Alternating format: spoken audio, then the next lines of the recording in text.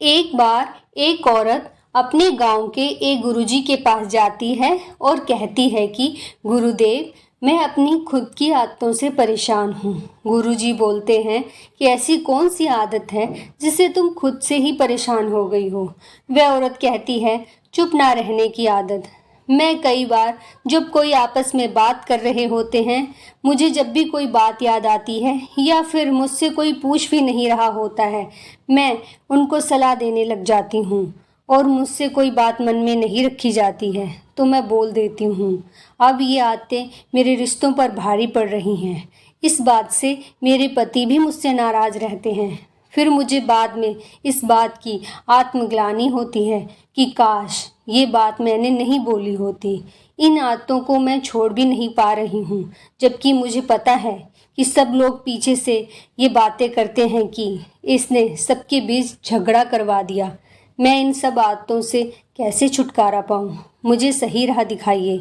वह गुरुजी कहते हैं, मैं तुम्हें गौतम बुद्ध की 5 बातें बताता हूँ जहाँ पर वह कहते हैं कि हमें अपना मुंह बंद रखना चाहिए। पहला, जब तुम्हें लगे कि तुम्हारी भावनाओं को कोई शब्दों से नहीं समझ सकता, उस समय तुम्हें चुप रहना चाहिए।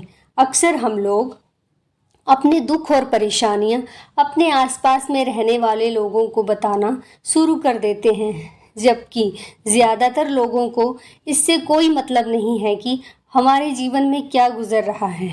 हर इंसान को केवल खुद से ही मतलब होता है।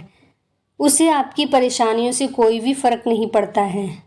हो सकता है कि 1 या 2 बार वह आपकी बात सुन ले, लेकिन तीसरी बार वह आपसे दूरी बनाना शुरू कर देगा और बोलेगा, ये तो हमेशा ही परेशान रहता है।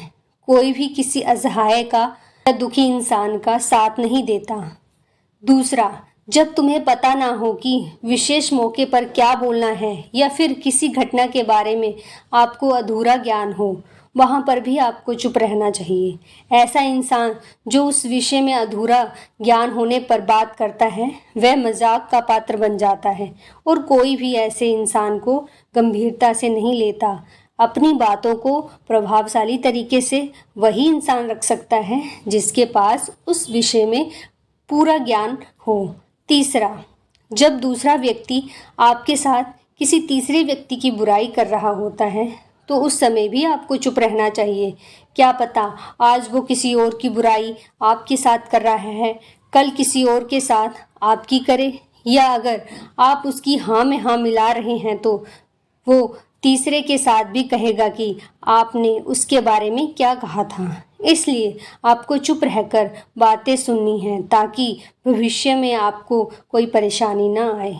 चौथा, जब कोई सामने वाला आपके ऊपर गुस्सा करे तब भी आपको चुप रहकर उसके गुस्से को शांत कर सकते हो।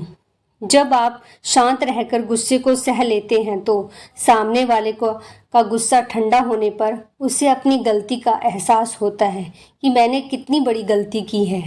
वह अंदर ही अंदर अपने आप को दोषी समझने लगता है और अगली बार वह आप पर गुस्सा करने से पहले कई बार सोचेगा।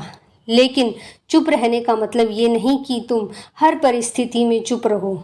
अगर कोई गलत कर रहा हो तो उसका जवाब भी देना जरूरी है, क्योंकि जब आप चुप रहकर सब सहते रहते हो तो लोग अपने बोलने की हदें भूल जाते हैं और हमारी चुप्पी को हमारी कमज़ोरी समझ लेते हैं। इसलिए परिस्थितियों को देखकर बात करें। पांचवा, जब कोई इंसान तुमसे अपने जीवन की कोई दुख भरी घटना या परेशानी सुना रहा हो तो ऐसी परिस्थिति में आपको चुप रहकर सुनना चाहिए। कुछ लोग होते हैं कि किसी ने अपनी परेशानी सुनाई नहीं, वे अपने सुझाव देना शुरू कर देते हैं। ऐसा बिल्कुल ना करें। जब कोई इंसान अपनी परेशानी सुना रहा होता है तो वह अपना दुख साझा करता है, ना कि आपसे समाधान मांगता है। अगर वह आपसे उसका समाधान मांगे तभी उसको सुझाव दें। अगर आप चुप रहकर उनकी बातों को सुनते हैं तो उन्हें लगता है कि कोई तो है जो उनकी परेशानी को समझ रहा है, सुन रहा है। उनके मन में आपके लिए सम्मान और बढ़ जाता है। गुरुजी ने अंत में कहा कि जब आप कम बोलते हैं तो लोग आपके प्रति ज़्यादा आकर्षित होते हैं। तभी उस औरत ने गुरुजी का धन्यवाद किया और कहा, अब से मैं भी कम बोलूँगी और आपकी बताई बातों का पालन करूंगी ताकि मेरे परिवार वालों के साथ रिश्ते फिर से ठीक हों। नमो बुद्धाय।